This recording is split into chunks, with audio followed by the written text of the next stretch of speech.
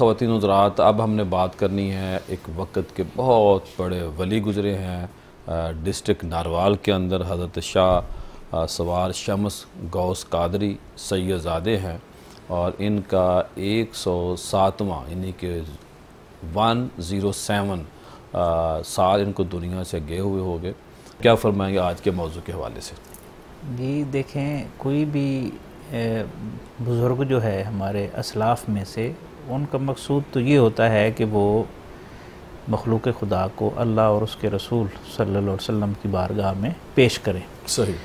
من کو جا نغمہ کو جاؤ، من کو جا ساز سخن بہانہ ایست، سوئے قطار می کشم ناکہ بے زمام رہا۔ واہ۔ تو ان کا یہ مقصود ہوتا ہے کہ ورنہ وہ تو کہتے ہیں میں کہاں اور میری بات کہاں، میں تو ایک بے لگام ناکہ کو، اونٹنی کو، بھٹکے ہوئے راہی کو جو ہے وہ میں رسول اللہ صلی اللہ علیہ وسلم کی بارگاہ میں پیش کر رہا ہوں۔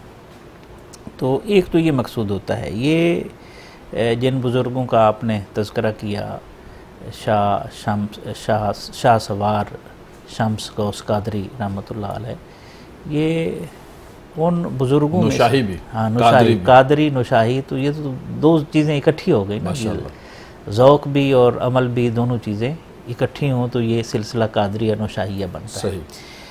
تو ہم دیکھتے ہیں کہ یہ ان کا فیض ہے نا، ایک بزرگ نے بنیاد رکھی، 1855 میں ان کی ولادت ہے اور 1918 میں ان کا وصال ہے۔ 1918 پاکستان بننے سے پہلے۔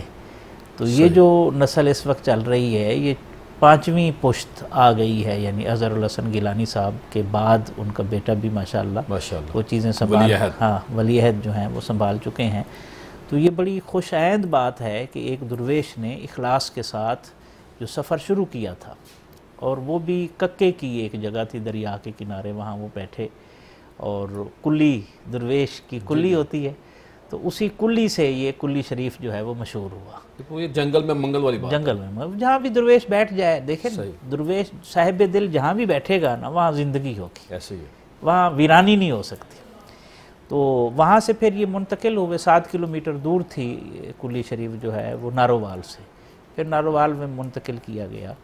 اب دیکھیں نا اس دور میں 7 کلومیٹر بھی ہوگا سیدھا سڑکوں کے اندر سے، ہاں جی، یعنی کہ زمین جو زرعی رقبہ ہوتا ہے، ہاں جی، سڑکوں سے زیادہ فاصلہ ہوگا میرا خیال ہے۔ جی وہ دیکھیں نا درویش جو ہوتا ہے، پیدل سفر ہوتا تھا، جی پیدل ہوتا تھا، زمینوں کے اندر سے ان کے لیے کوئی مسئلہ بھی نہیں ہوتا تھا، روٹین میٹر ہوتا تھا۔